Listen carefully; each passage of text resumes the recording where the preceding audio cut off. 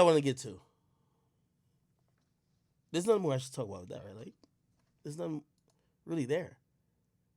Okay, cool. Yo, did y'all see this chick right here, Sha'carri Richardson, since we talking about the Olympics? So there's this beautiful black queen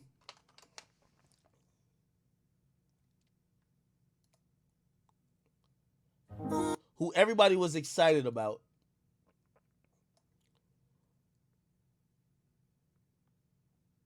She ran and she almost like did a meet record in her trials. She won the whole thing in terms of the trial final or whatever. This is her right here. And that's Sha'carri Richardson, who is the overwhelming favorite in this final.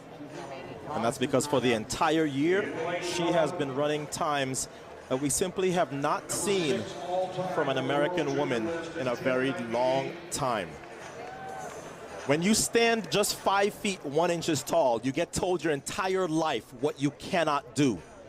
That chip on her shoulder is because every time she's been told that, she's been able to overcome those odds and get it done.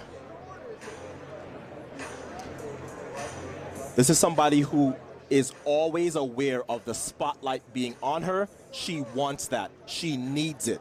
The United States women have not won the Olympic gold in this event since 1996. So it's going to take somebody who is audacious and bold and brash to get the United States back on. All right, let's get straight to the race. Gabby Thomas, who thought she was out of the semifinal and then ran her way in to this final. And here's the star of the show, Sha'carri Richardson. If I went to... You know, I fuck with this chick because I ain't gonna lie. She likes to win in style. She got her weaving, little lace front, her wig, got the eyelashes on. She might even have some little makeup. Fuck it. When she wins, she want to look good while she do it. You know what I mean? Some of these chicks be looking rough. Some of them be looking rough because they strip everything down. You know what I mean? Some of them be looking like. But when she wins, the hair is lit, the eyelashes is good. She might have fingernails. Fuck it. You know what I mean? She went in style. I can't be mad at her. She liked the spotlight. And she's been performing. She got this is orange, right? I be colorblind sometimes.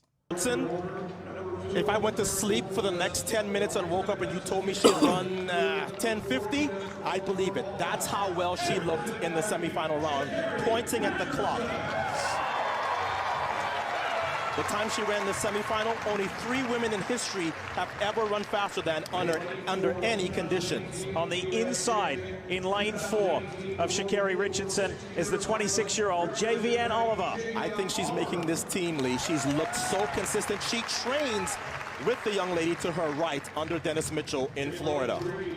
Tiana Daniels, the 2019 national champion at this distance. Saving her best for the trials. Nothing about her season indicated that she was ready to come here and make the team, but she's been running so well through these rounds. In lane 2, one of only 2 Olympians in this field. This is Jenna Brandini. Better at 200, but if she gets a good start, this is somebody capable of making a U.S. team in this event.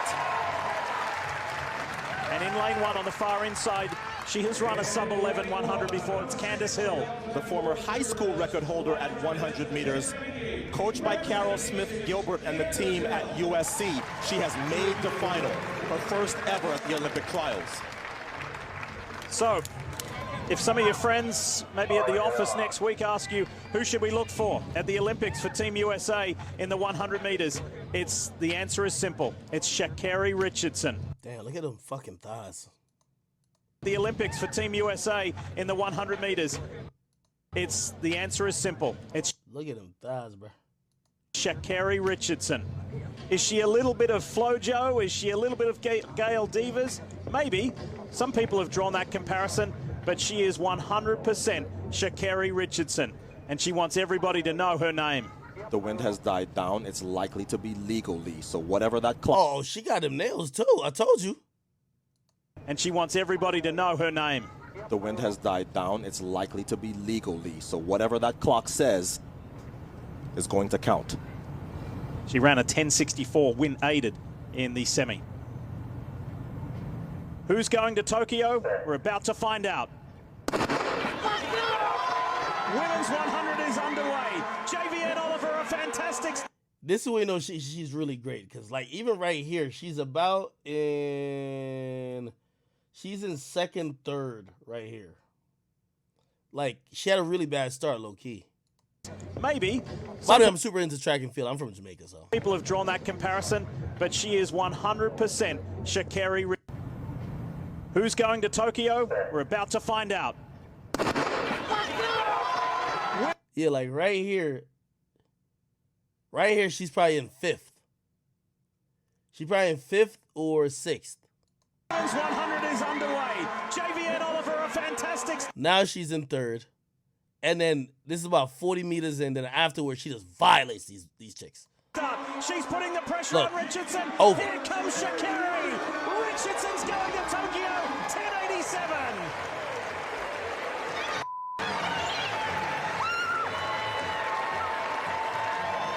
Anyway, long story short,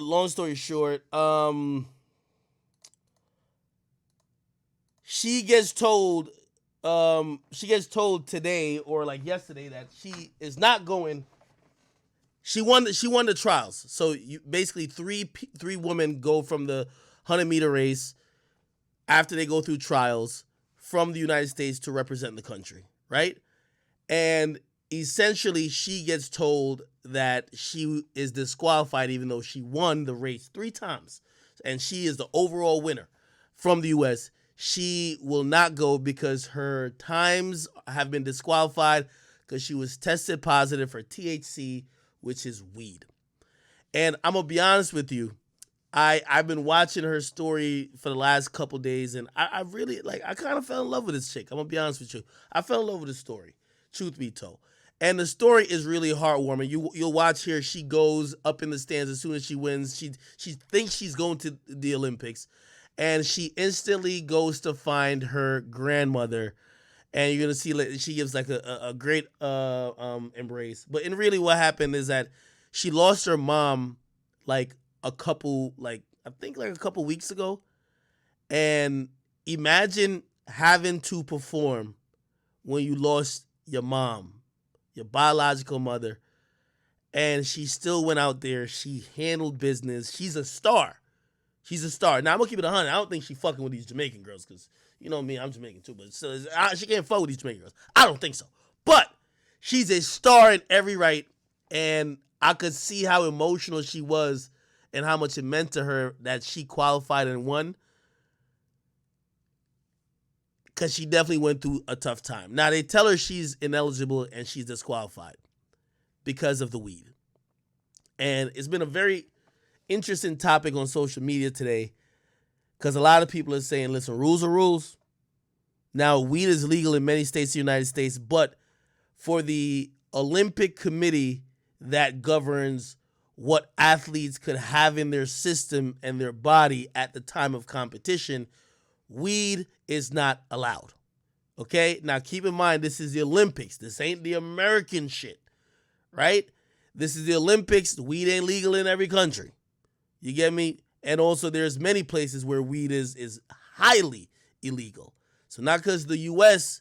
and because she was apparently trained in Oregon, it's legal there, means she is allowed to have it in her system. And apparently she knew that she couldn't have it in her system if she was tested. But I'm going to be honest with you. I'm one of the people who's a law and order type person, which means if you break the laws, you got to pay the consequences, but I felt incredibly bad for her.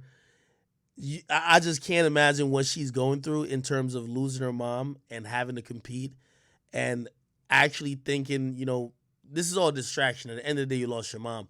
Actually thinking you accomplished one of your goals and then to see it overnight get snatched from her like that, I felt incredibly bad for her. I ain't going to lie to you. And I see some people say, I don't know if y'all have sympathy for her, but I had a lot of sympathy for her. I know the story of women like her and people who are competitors like her. Jamaica's produced a bunch of them. You come from a poor family, or you come from a family that sometimes the odds are stacked against you, and then you happen to have enough talent to kind of break out of that or gain some type of notoriety. And By the way, she's super famous now. I ain't gonna lie, and she overcame all those odds and won this fucking race. And you know what I mean? We could argue.